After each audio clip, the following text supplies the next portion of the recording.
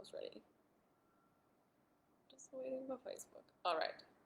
Hello, everyone. Welcome to today's video where I'm going to be talking about why we don't get rid of, transcend, eradicate, in any way extract from ourselves, or diminish, or dissociate from, or disidentify with any bad part of ourselves. Okay? And why, in fact, there are no bad parts of yourself. And in order to become the person you're looking to become, in order to fix the things these bad parts of you are doing, right? And again, I totally understand. We all have parts of self that are seemingly self-harming or harmful to others, that are immature, that are causing pain. And we do our trauma work and we do our whatever, and we find out that we were hurt or that we were traumatized or that we're misunderstood, or maybe we just don't even understand why we have these parts that are doing these harmful things. And we're told from literally everyone, from all directions. Spiritual people tell us this, self-improvement coaches tell us this, addiction coaches tell us this, therapists tell us this. We're constantly told that we need to stop listening to these parts, that we need to dissociate from these parts, that we need to get rid of these parts, that we need to discipline these parts out of ourselves because we need to become our better version of self. We need to become our higher self. And we're even told now in the self-love world that like it's self-loving to just deny yourself and deny parts of yourself and get rid of parts of yourself. And again, I totally understand the sentiment. Because of course, we look at these parts and we think they're bad, they're causing harm, they're causing damage. I can't keep letting these parts of myself run my life. I can't keep letting these parts of myself have the wheel. I can't keep allowing myself to be damaged by these parts. And the more I identify with them, or the more that I act from them, or the more that I am them, the more that they have control over me, the worse my life is. And so, like I said, I get it, I understand, I know why we have this, and I'm going to say from my experience with myself and with other people, and with watching the spirituality and the self-help and the self-improvement for worlds for like my entire life, because this is all I've ever cared about. I've watched everyone I've ever known who tried to get rid of a part of themselves, who tried to fix a part of themselves, like get rid of that addictive part, or dissociate from that traumatized part, or just discipline the part of ourselves that's doing the harmful thing, and like just get on the right track and whatever it is. I've watched these people have success for a little while, have a little bit of being able to control themselves, have time, and sort of most of the time, best case scenario, these people find a semi-less self-destructive or more culturally accepted way of expressing the same pain, expressing the same misunderstanding, expressing the same immaturity, versus actually overcoming anything or changing anything or evolving in any way, or like getting to a point where this part of themselves is no longer a part that they're dealing with for the rest of their life. Like, it's something that I hear all the time is like, this is just a part of me that I'm gonna have to whatever, right? Like discipline, keep in check, work with for the rest of my life. This is just a part of me that's just bad, that's just wrong, that's just harmful, and I'm just going to have to keep it in check, and I'm going to have accountability, and I'm going to have to do these practices for the rest of my life. And again, I fully understand the sentiment. I get how we got here, because we don't really understand ourselves. And when we're in pain, and when we see ourselves causing ourselves pain, and when we don't understand why we're doing it, and we don't understand lineage, and we don't understand trauma, and we don't understand history, and we don't understand that our culture is incredibly harmful and hurts us and makes us feel bad, and then we cope and we sabotage and we numb and we scapegoat and we do all these things to try to, sounds great, thanks Jessica, to try to fix it and make it better. Like we don't see why we are in so much pain. We don't understand why. We, a lot of the time, don't even see that we're in pain, right? All we see are our parts of self that are hurting us, our parts of self that are doing bad things, our parts of self that are broken and wrong and bad and harmful to ourselves and others. And these parts of ourselves that we think, if I could just set healthy boundaries, I would be happy. If I could just eat a better diet, I would be happy. If I could just be better in my job, I would be happy. But I have these self-destructive bad parts that are stopping me from being able to have that thing, that are stopping me from being able to be healthy, that are stopping me from being able to be happy. And if I could just fix this part or get rid of this part or transcend this part or heal it, like, right? I'm going to go to the medicine journey. I'm going to go to the therapist. I'm going to go to the self-help conference and all of this stuff because I need to fix this. We see this over and over and over and over and over again. And it doesn't seem to me like anyone's ever actually getting anywhere. Like, people aren't getting to a place where they have, like, peace with themselves. Like I say, at best, on this route, people get to a place where they find a sort of thing that helps them keep this part of themselves in check for periods of time. And then usually they fall off. They fall off being in check, they fall off track, and then they have to get back on track. And it's this whole huge drama / effort to keep themselves so tightly controlled so that they don't fall into their bad habits. And it's like, that doesn't seem like living to me. That doesn't seem like freedom to me. That seems like extreme levels of self-discipline. And maybe there's nothing wrong with self-discipline, and I'm not saying that on the self-love path we never use discipline or that we never use, okay, honey, we're just going to do this. It's not to say that. It's to say overarchingly, we don't get rid of these parts. Overarchingly, we don't fix these parts. Overarchingly, what I have seen in my own life and with people that I've worked with is that every single part of ourselves,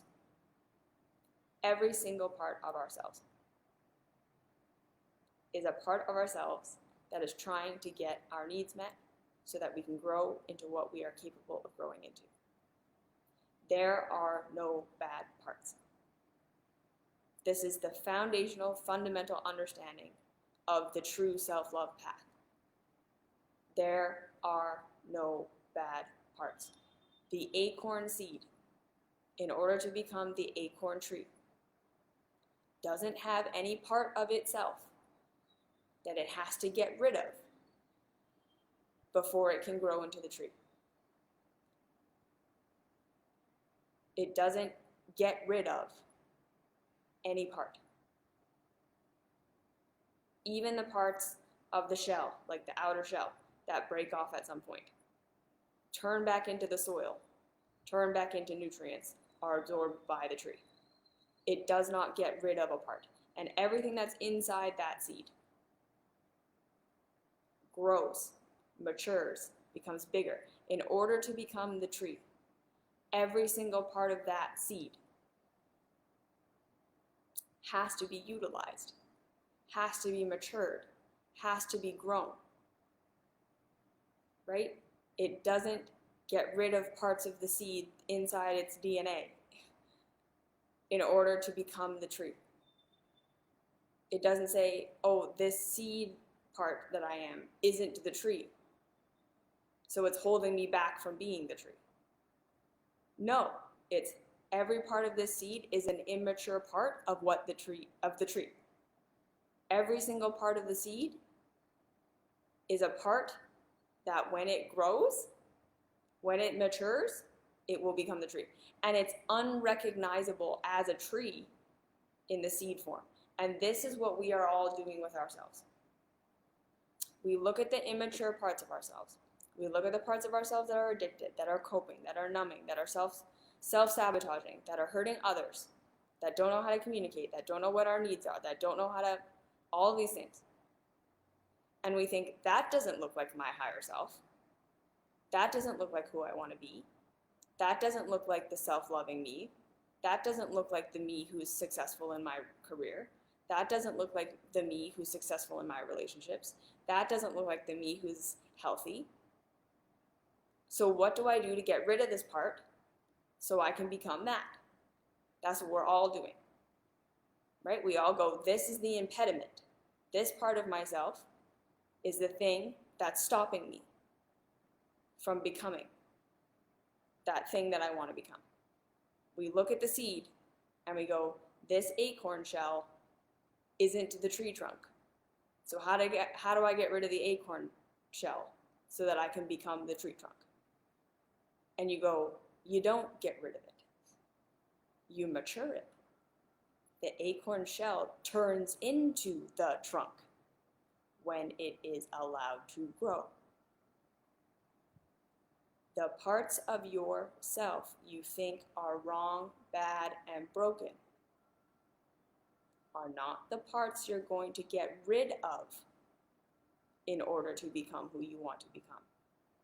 They are the parts of you you're going to grow, and they will become the higher self you want to become.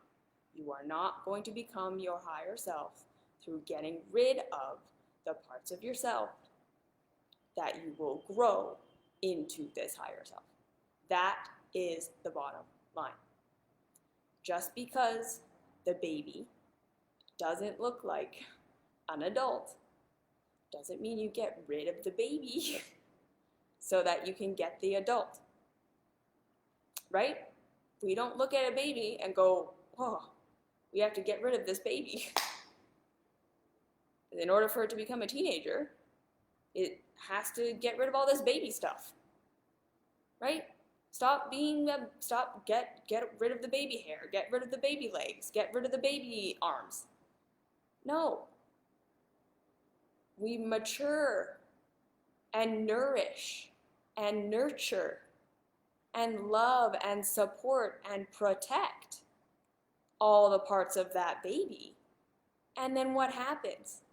What does the baby do when it's loved and nourished and supported and protected? It grows into the teenager. We don't get rid of baby parts.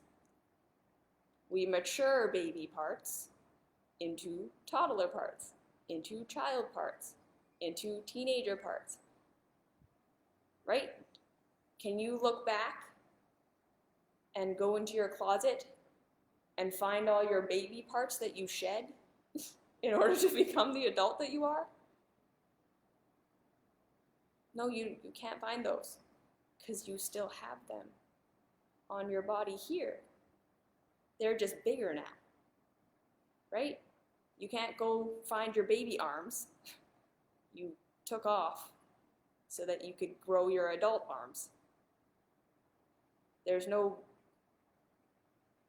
baby face, right?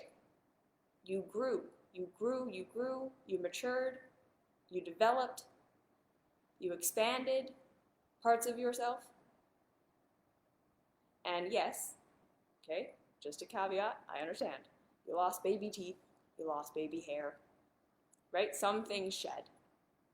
And that's, I would say, more metaphorically connected to as you learn and grow, as you change and evolve, the ways that you get your needs met and the habits that you have and the way that you interact with the world is going to change. So you may have things and habits and things that you need to do to support yourself in a more immature phase, okay? Like needing a certain practice or needing a certain story or needing a certain, like I say, a way of nourishing yourself, a way of setting a boundary or not doing something or not participating in something at some points on your journey.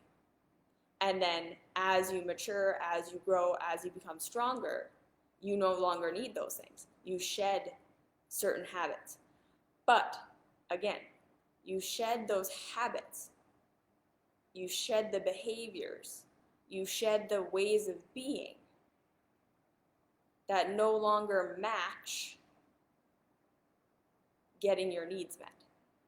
Okay, so you don't get rid of the part of yourself that needed those things. It's just that part of yourself eventually grows to no longer need those things. Does that make sense? We can shed behavior, we can shed things. But again, we're not going to do that with discipline. We're not going to do that with forcing ourselves. We're not going to do that with get rid of it and dissociate from it and stop it. It's we need a thing until we don't need it anymore. Or until we find a new way of getting that need met. So yes, behaviors will change. Yes, ways of being will change. Because remember, on our self-love path, we are loving and accepting ourselves for who and what we are, exactly how we are right here, right now, including all of our habits. Understanding that just like as we love a baby, that baby is not going to stay a baby. When we unconditionally love and accept and meet the needs of the baby eventually grows into a toddler, and then it grows into a child, and then it grows into a teenager. And the baby's needs are different from the toddler's needs. The toddler's needs are different from the child's needs. The child's needs are different from the teenager needs. The way that a baby expresses is different than how a toddler expresses, is different than how a child expresses, is different than how a teenager expresses. There was nothing wrong with any of these phases. And things change when we are unconditionally loving ourselves. That's how growth works. But again, we didn't get rid of any fundamental part of the baby in order for it to become a teenager. Every fundamental part of the baby grew in order to become the teenager. The expression changed, the needs changed, the outward appearance changed. But the foundational biological DNA blueprint just expanded. You didn't get rid of it. You didn't fundamentally alter it. So you see, we have to be complex enough to understand that we're not foundationally changing who we are. We're not getting rid of parts. We're growing every part. And then the expression, the external expression, will change. Yes? Both of these things exist at once. You stay yourself, and you grow all the parts of yourself. And then their external characteristics will be continually changing. The core of truth that doesn't change, your DNA makeup. The expression of that DNA makeup as you grow, evolve, and expand. It's still the core same thing. It's still the seed. Everything that was contained in the seed is there, in the tree. It just looks totally different because it was expanded. Yes?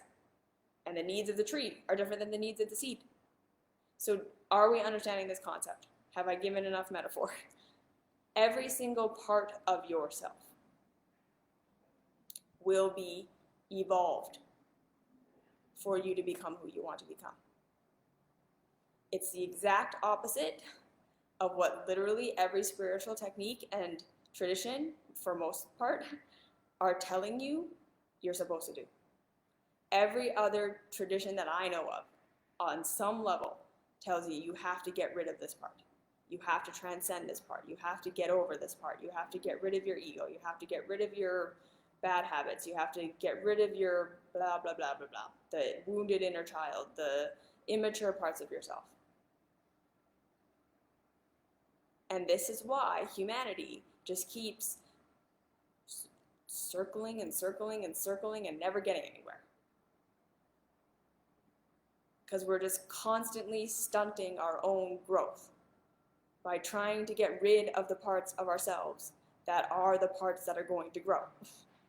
We keep wondering, why can't I become my higher self? I'm working so hard to get rid of this part of me that isn't my higher self. And it's like, yes, that's exactly why.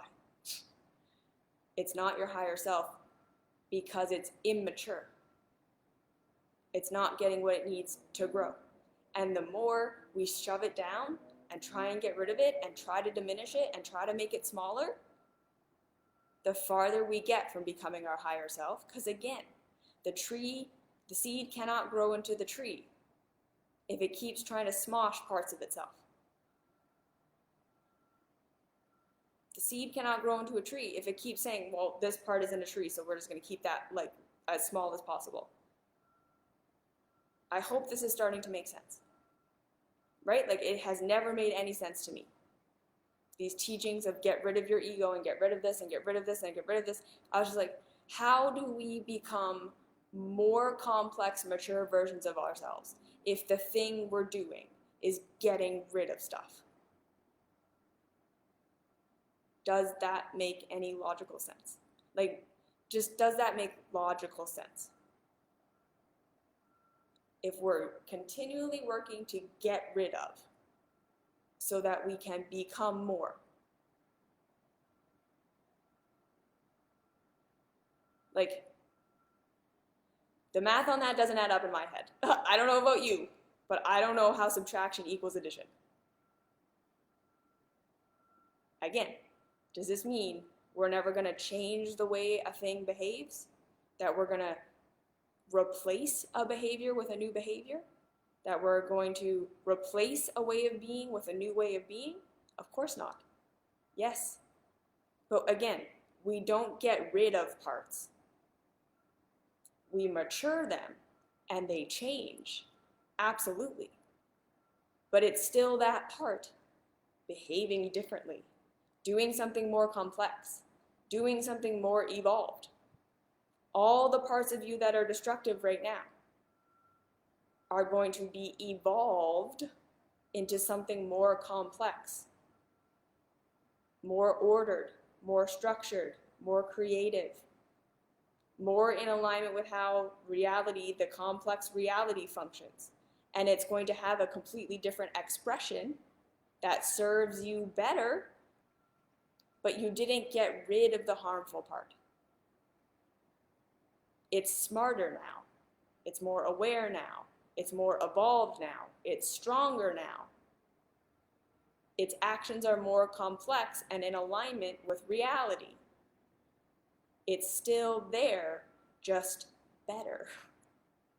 Does this make sense?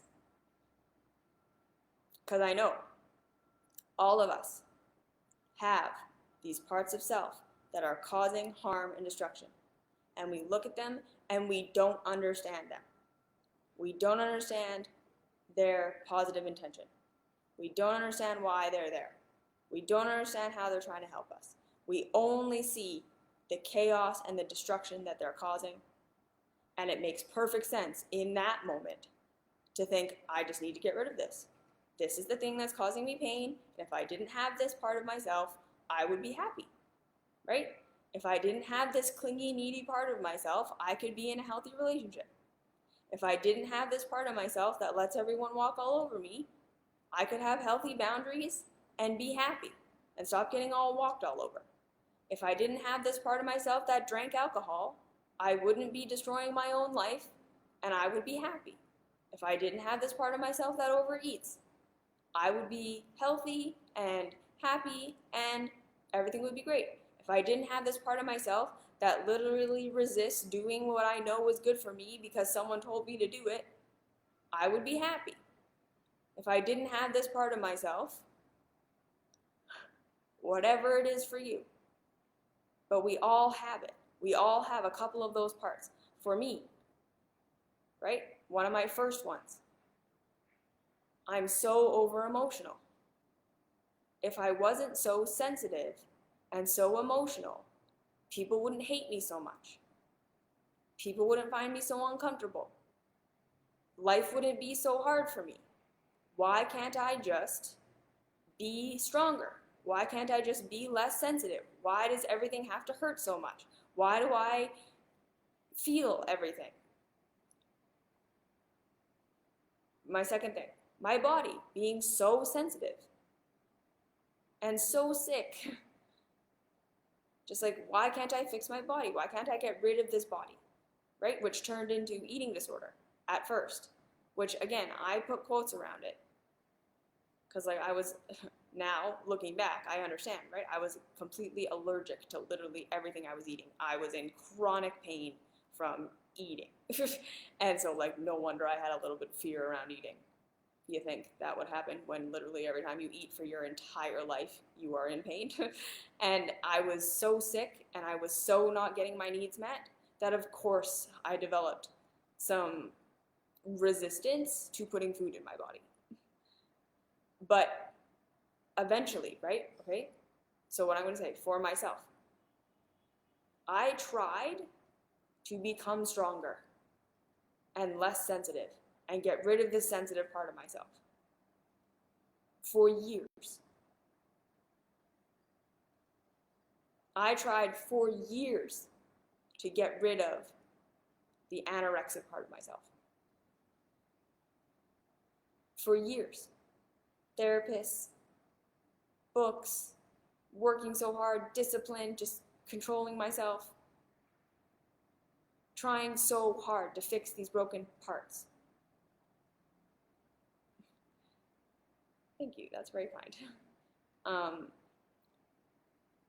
Working so hard to fix these broken parts because they were objectively causing me harm. I could easily see, literally my own mother doesn't like me because I'm constantly crying about everything.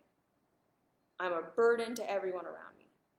I'm going to be alone forever because no one likes how overly sensitive I am. When I go to school and I cry all the time, it's not exactly making me Miss Congeniality over here. Like, so rejected. Everyone hates me. And I'm sick. And I don't look how I'm supposed to look. And everyone hates that, right? My body, all of these things. I had every reason to think that I was just a broken, horrible, terrible human being. And the feedback I was getting from the world was, you're a broken, horrible, terrible human being. You make us all uncomfortable. No one wants to be around you. You're not fun. You're too serious. You're pointing out all these things I don't want to look at. I don't like any of the things you are and any of the things you say.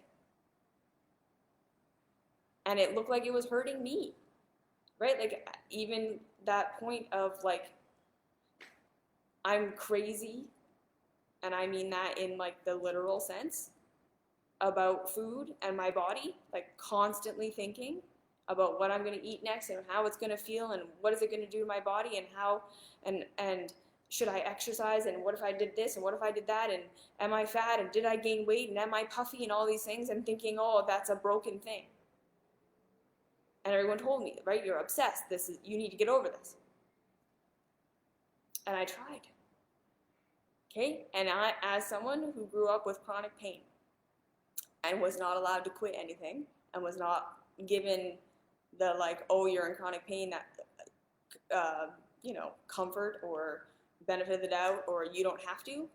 For me, it was too bad. You go to school. It's Monday. I don't care. We're not taking you to the doctor. You need to just get on with yourself. You need to get over it, was kind of the ethos of my childhood.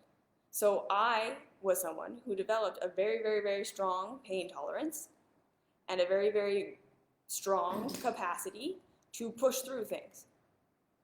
To take on a thing and be like, okay, I'm gonna do this.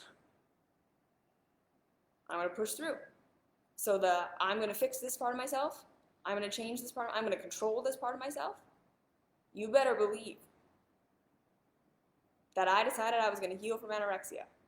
I increased my calories by like 3 times. And I was so sick. I was like allergic to literally everything that I ate. Didn't matter. Like, on my own, forced myself to eat every single day. No matter what. No matter how horrible I felt, it didn't matter. I pushed it. I just said, too bad. I'm not doing this anymore. I will force myself. And I went to work, and I did all these things, and I completely destroyed myself. Like, it was not great. And I tried, right? And we moved, and I became independent, and I worked full-time, and I went to school, and I had a boyfriend for the first time, and we lived on our own for the first time, and I didn't have a trust fund. There was absolutely no money coming from anyone else. I was paying for myself fully and completely. Didn't have a college savings fund, put myself through school, did it all by myself. While I was absolutely chronically physically ill and absolutely, oh, also I had autism apparently.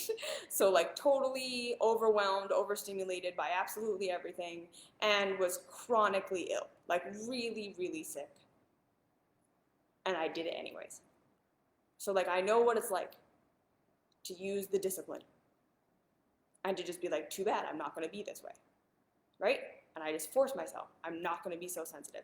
I'm not going to be sick. I'm not going to whatever. And I'm just going to do it. I'm going to do what I'm supposed to do. And I did. And I got sicker and sicker and more depressed and more tired. And I realized this wasn't working. I could discipline myself. I could do it. I could make myself my higher self that I thought I had to be. I did. I was a counselor. I worked. I was the perfect girlfriend. I was housekeeper. I was completely financially independent. I was going to school. I never quit anything. I was blogging. I was doing my own entrepreneur thing. Meanwhile, again, my entire body was falling apart. I was sick every day. I was in pain 24/7.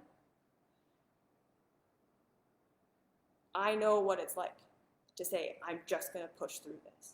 I'm just going to act like my higher self. I'm just going to be who I'm supposed to be. I did it. I did that. And, like I said, I eventually got to the place where I was like, this is going to actually destroy me. I am never going to survive this. This is so hard. Right? And to the outside world, most people would never have even guessed that there was anything wrong with me. Because I was just living a normal life. I was just doing what everyone else was doing. I was doing it. Right? Like I didn't lack discipline. I could do it. And like I said, what did it get me? Like I didn't have a full breakdown or meltdown because I think I got myself out just in the nick of time. I started to realize, okay, this way of life isn't working. What I'm trying to be and what I'm trying to do and what I'm trying to live up to doesn't work. It doesn't work for me. It's incredibly painful. Like I said, I've disciplined myself and I did it. I made myself do it.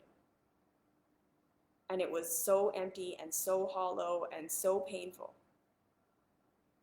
that eventually I had to get to this point where I was like, okay, what if I start to just accept the way that I am? And accept, so here's what happens, right?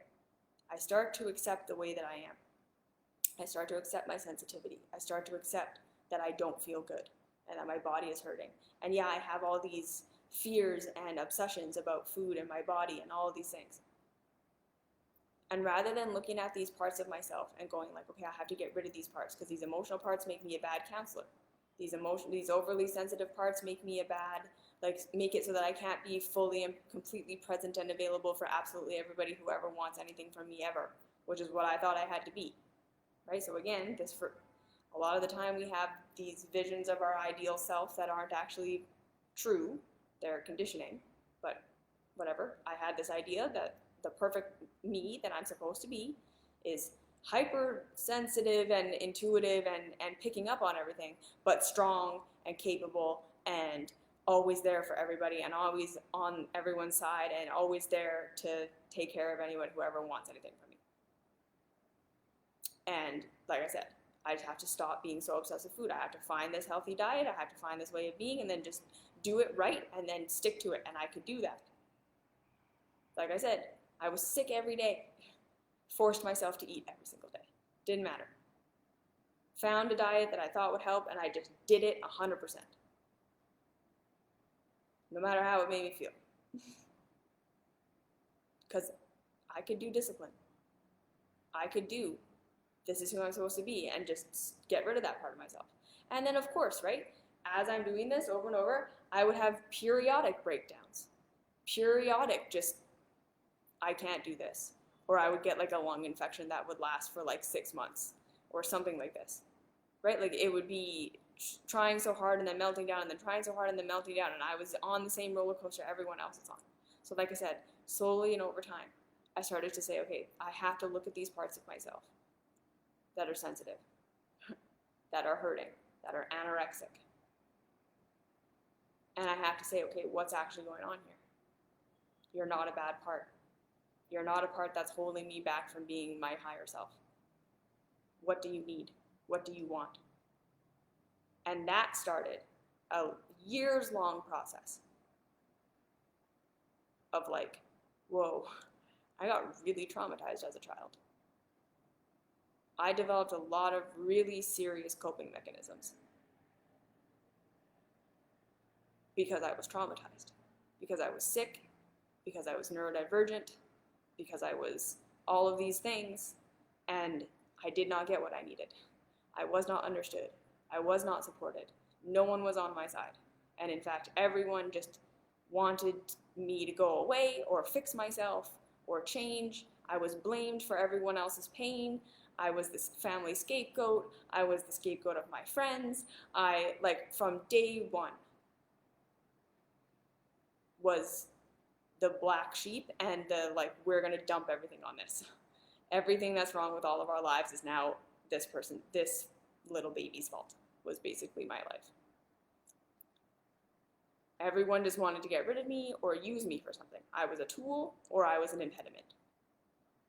That was my version of self-esteem, because that's what I had been taught my whole life.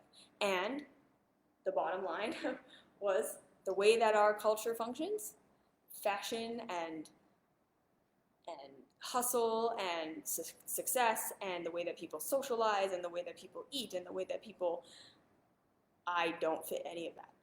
I am like such a weirdo in the sense of like, I don't connect with any of the things. I never cared about TV, I never cared about shows, I never cared about clothes, like literally didn't understand, couldn't follow social cues, couldn't follow social norms, was just a freak in every way. And like I say, tried, like just really tried. And so when it came down to it, I got to a place where I was like, I've been fighting with these parts of myself.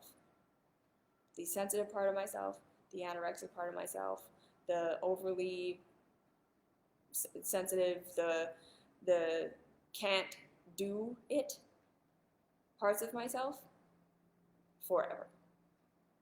Like for as long as I can remember, I've been trying to fix and get rid of and change and pray away and get delivered from these bad parts of myself.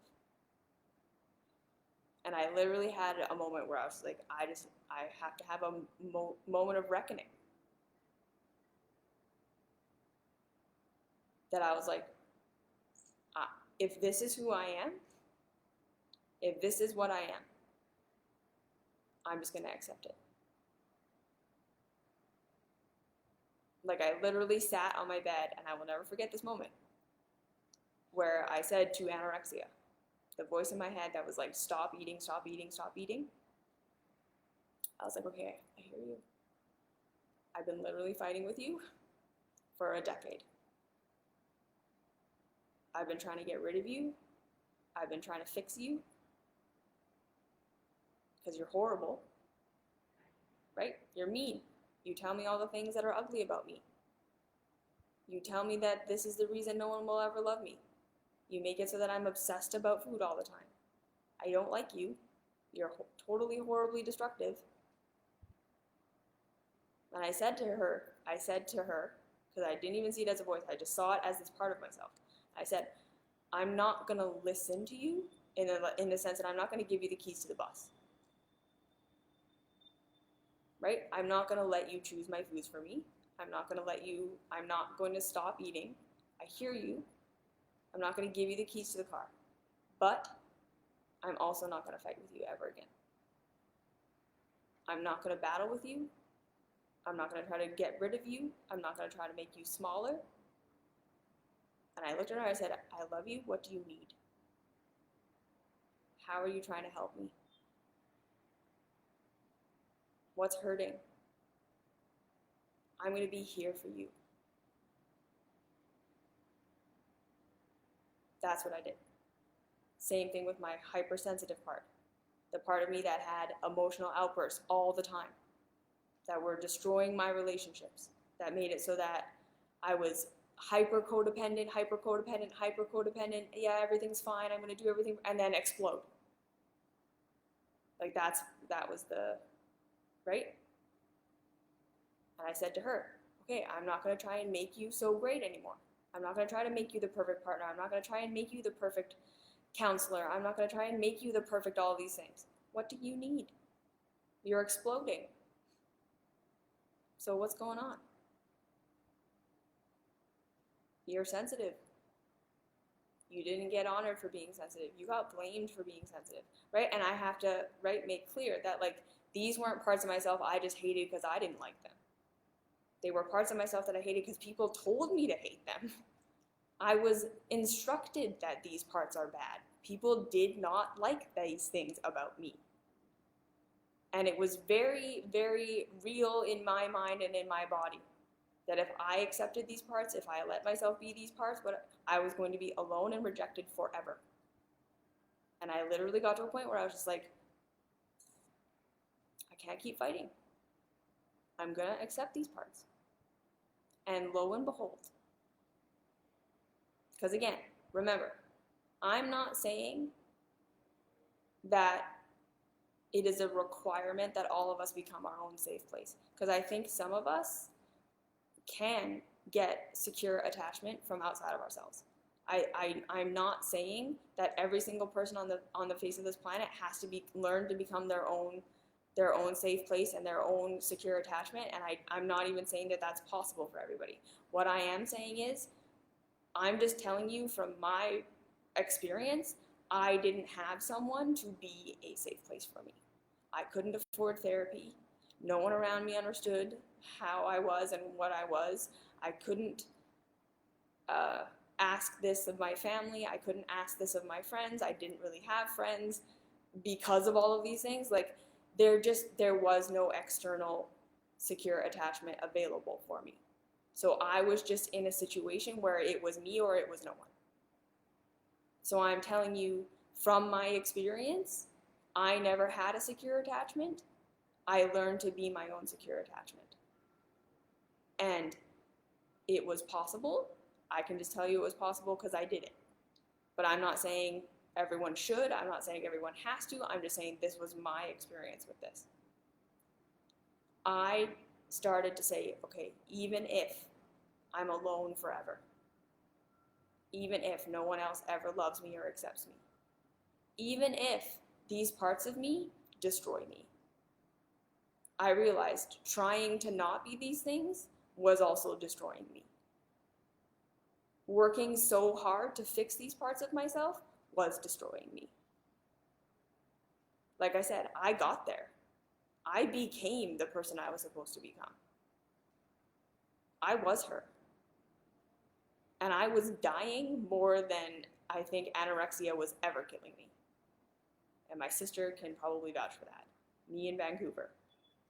Like, I don't think there was a time I was closer to death than the time when I was living as who I was supposed to be.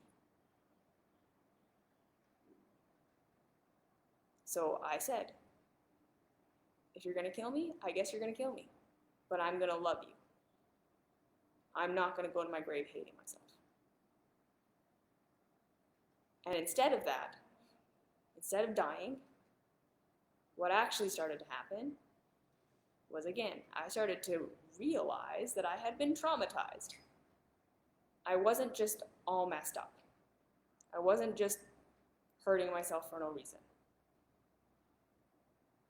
I wasn't just doing these things in my relationships and with my body and all of this stuff because I just had bad parts. I was hurt. I was traumatized. I was trained I had to be this way.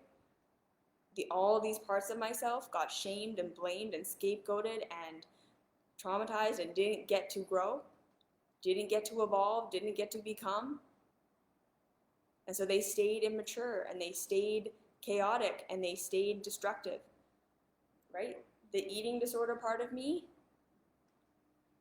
grew into the part of me that was like, okay, let's have some body awareness. Let's be in the body.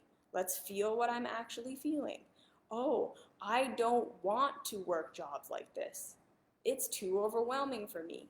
I don't want to do these things. It's too hard. I'm sick. And I didn't give myself this sickness. I was sick way before I changed my diet.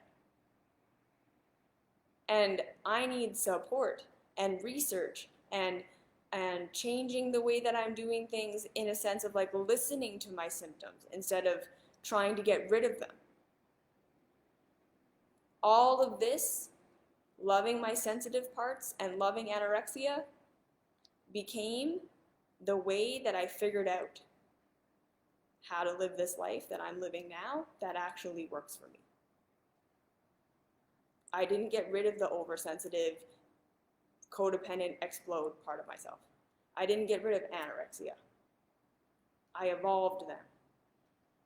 Both of these parts still live in me. Codependent part now just knows how to communicate, knows how to be honest about what I'm actually capable of, where I'm overextending, where I'm getting overwhelmed, all the very unhealthy habits I learned in relationships, and has rewired what I thought relationships meant and what I thought love was and what I thought it meant to be a good person. That part of me who had all those unhealthy habits got love. Every time I did something that was harmful, it was like, okay, what's going on? What do you need? Why are you doing this? What do you perceive right now? What needs to change, right? All of these things. There was an investigation, a curiosity, a compassion. And that part of myself eventually became more and more and more mature. So now I know I don't fight not exploding. I don't fight not being codependent. I'm not those things anymore because I evolved those parts of myself. They grew, they become more mature, so they have new habits. They have new ways of being. The anorexia part of myself understands now. I was very sick. Of course she didn't want me to eat because food was literally poisoning me. The foods I was eating were literally poisonous. That wasn't my fault. And finding new ways and new things, like, right? I'm not sitting there forcing myself to eat anymore. It's not discipline. It's what I want to do, right? Like and at the same time, I left the world that was hurting me. I checked out of the things that weren't working for me slowly, incrementally, over years, like 15 years. Like I've been working on this since I was 14. So again, I understand not all of us can just leave and move to Asia and whatever. Even I couldn't just do that. It took years for me to do this. And I'm not saying this is what everyone needs to do. I'm not saying that in order to check out of the system, you have to leave where you live. I don't think that that's true. Right? Checking out of the systems that don't work for us can be as simple as we just don't consume that media anymore. We just don't go to the coffee shop anymore. We just stop interacting in these kinds of interactions. So maybe we have less social capital and we don't move up the ladder at work as far as we would have, but we have enough and we're okay. Right? I'm not asking anyone to sacrifice, and I think that this is another thing that I want to talk about at some other point, but it's like the journey was a lot of just imperfect steps, right? Like loving myself and growing these parts of myself didn't mean I automatically stepped into a life that just felt amazing for me at all. It was completely messy. It was completely one step forward over here, but pain and shit over here. Like quitting a job and then taking another job, and that job was just less shitty. Right? It wasn't, oh, this way of work doesn't work for me, so I step into my dream career. It was not that. It was, okay, this doesn't work for me, so I make a little shift to something slightly better. It's still not great. It's still painful. I still have to do things I don't want to do that don't work for me. But it's a step. And then another step. Maybe you quit that job and then start doing this. And then you quit that. Right? It was, and I never like figured out what was right for my body. It was just steps. It was doing stuff, and some things were working and some things weren't working, and it was completely, and sometimes there was, I'm going to sacrifice what would be best for my health right now to take a step in my life in general for my mental health and my relationships. So there's going to be pain over here because I don't have the bandwidth to take care of all of it at once. So I'm going to just sort of sacrifice this part for this part. And I'm going to take this step, and then eventually I will have room for this. And so maybe there might be a backslide in this area of my life, but the ground I gain with this step is worth it. And then I can go back and clean this up later. Like there was a lot of just like, it's not a clean, straight line, everything's great now, I'm loving myself, and I get it. And there was a lot of times where it was like, okay, I'm with this part of myself, it's totally destructive, what do you want, what do you need, and I didn't get anything. I didn't know. I was just going to go and do the thing I always did, right? I was just going to go and have the explosion. I was just going to go and be codependent for another 3 weeks and then have the explosion again. And I just showed up with compassion over and over and over again, every single time it happened. Right? Like I didn't get answers the first time. I didn't get answers the first 8 times. And then I didn't get the answer. It's every time I showed up, I got a little bit of an answer, and then I did something a little bit different, and then I questioned something a little bit, and then I had a little revelation, and then I did something a little bit different, and then there was a bit of an evolution, and then over 15 years, I've seen all this stuff, I've realized all this stuff, I've changed all these things. It's the boat that started on this side, and I've changed every part of the boat, and now that it's arrived, is it even the same boat? Because every part has been upgraded since we left. That's what it is like to love every part of yourself. So it's like these pained child parts that are immature, that are seemingly causing destruction, that are not doing what we want to be our higher selves. They are your higher self. I did not get rid of any part of myself. I grew every part of myself. I am who I am today because I matured every aspect of my being. And it was messy. And it was painful. There was not I get it now and I can live this life that's just completely painless. Right? I'm in alignment now. So there's no pain. Of course not. It was a painful journey. There was lots of pain on the path. There was lots of pain that was necessary. Right? Like it's painful to look at these things. It's painful to do the right thing sometimes.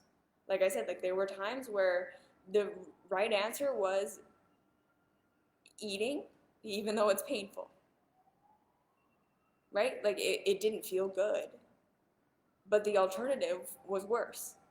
Right? And a lot of I think progress comes from choosing the lesser of the two evils a lot of the time. Or the step that's going to take us the farthest, even if it means a sacrifice in some other area. Like, we can't think of this like this is going to be some clean, awesome, every step that we take that's right is going to feel good. I don't think that that's honest. Every step that's right is going to teach us something. Every step that's right is going to be expansive. Every step that's right is going to require something of us that maybe we've never reached into before. It will feel right, and we will learn, but it's not always going to feel good, and it's not always going to feel fun, and it's not always going to be easy, and it's not always going to make sense to what we think progress is supposed to be.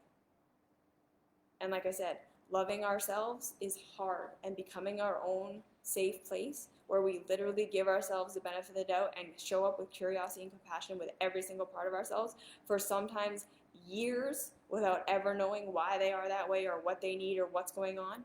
Right? We give ourselves the benefit of the doubt. anyways, before we understand what the part's pure intention and what it's trying to do for us, right? We're going to show up and we're going to see only bad parts. We're going to show up and we're going to see parts that are bad and wrong and causing destruction. We're not going to know why. We're not going to see the positive intention. We're not going to see what it's going to grow into. We're not going to have that clarity. And most of us wait for that before we will love it. It's like, I need to see evidence that it's actually good. I need to see what it's actually going to be before I will do it. I need to see what it needs, and then I'll love it. And it's like, no, it's never going to happen that way. You are going to have to love it first. You have to give it the benefit of the doubt first. You have to give it safety first, in its most destructive, in its most chaotic. Again, not say you give it the keys to your life car. That's not what I'm saying. I'm saying you listen to the part. You make room for the part. What is going on? What are you feeling? What are you needing? What are you getting? What are you not getting? We all want to see the proof before we will do it. And it's like, you're not going to. You're not going to understand the part of yourself until you make it safe. You're not going to know what it needs until you make it safe. You're not going to understand its positive intention until you make it safe. You can't keep fighting it and making it unsafe and making it an enemy and expect it to reveal its vulnerability to you. Never going to happen. You have to show up first. You validate curiosity and compassion. That's why that's the one tool I teach. Because it is the foundation for absolutely everything. Every single part of yourself. Whether you understand what it is or not. There is absolutely no part where it's a different technique. It's like, but what about this part? Same thing. Curiosity and compassion. And it's not going to be one thing you learn about that part. It's not going to be one thing that part grows into. And who you grow into as your higher self may not be who you think you're supposed to be. And it may not fit into culture. And it may not fit into what society says is good. That's reality. Because culture and society are pretty messed up. Culture and society are built on slavery and machines. Productivity at all costs on how we can produce when we're slaves and machines. So none of us are going to fit into that. I'm sorry, I don't care who you are. And if you're at the top of that system and that system is completely benefiting you financially, it's robbing your soul. And no one's ever going to convince me otherwise. Like, the people who are winning at this system are not mature, well-rounded, happy, healthy human beings. And the people at the bottom don't have what they need. It's messed up. So you're not going to discover this hyper-productive, hyper-social, blah, blah, blah, blah, blah version of yourself, probably. And that's also really scary, right? I also had to accept, like, I'm never going to be on a book tour, Glennon Doyle, because I'm super relatable and I'm all the, like, it's probably never going to happen. I'm not going to have the big impact that I wanted to have. And that's okay. I'm going to love what I am, and I'm going to do what I can do, and I'm going to show up how I can show up. Curiosity and compassion. It is what it is. Right? And we make do with what we can in the moment. It's never going to be perfect. We're never going to have a perfect environment. We're never going to have a perfect, loving, supportive, what we need to heal. It's probably never going to happen. So that's why the more we develop that inner resource and the willingness to just try stuff and see how it goes, because we got the comment, what feels right versus what feels good sometimes feels like a very tricky thing to understand. Yeah, and that's why we just do. You do it and see what happens. Learn from your actions. Letting go of the big impact thing was so difficult. Yes, it's very hard. But this is what we want, right? We want to just show up for the us that actually exists. These parts that are hurting, and that want to grow. And then we have to trust ourselves to grow into whatever we're going to grow into, and understand that that probably won't be what we think we're supposed to be, what we were socialized to be, and all these things. And it's okay, because as we're becoming our own safe place, and as we're understanding, okay, like, right, these are the compromises I might have to make, these are the compromises I have to do to survive, and this is how I'm going to cope with it, or this is how I'm going to help myself with where I'm at and what I can do right now. Like, this is all a part of it, right? It's not always like, okay, I discovered this part of myself and now I can just do that. Like, I knew I had needs, and there were long times of places where I couldn't meet those needs. And so it was just, well, I'm going to cope. There are going to be some ways that I have to cope. And so, like, what's the most productive or supportive way I can cope? Like, maybe I need to check out with my angel cards, even though that's kind of spiritual bypassing or whatever. But I'd rather do that than cope by being codependent with my husband, because I can't get myself to a perfect career right now. And that's reality, right? Reality is we're not always going to be able to meet our needs. We're not always going to be able to get our needs met. We're not always going to be able to figure out who and what we are and what we want and be able to do that, because society isn't set up for that. So we continue to say, okay, well then how do I support myself in what I'm in? How do I support myself in this way with what's actually available to me right now? How do I just try some stuff, see what happens? Evolve these things. Keep loving myself, keep compassion, keep showing up for how do I support myself versus how do I fix myself? How do I support myself in the reality that exists? That's never going to be perfect. Okay. It says, it's crazy because that's how most people are, like robots, and then you're like, am I? Yeah, totally. Exactly. And we can't do it all at once. We can't do it all at once. We can't do it all at once. There's never going to be a moment where you figure it all out and then your life is perfect. It's just going to be steps, imperfect steps, messy steps, trying it, thinking it's what you wanted. It wasn't what you wanted.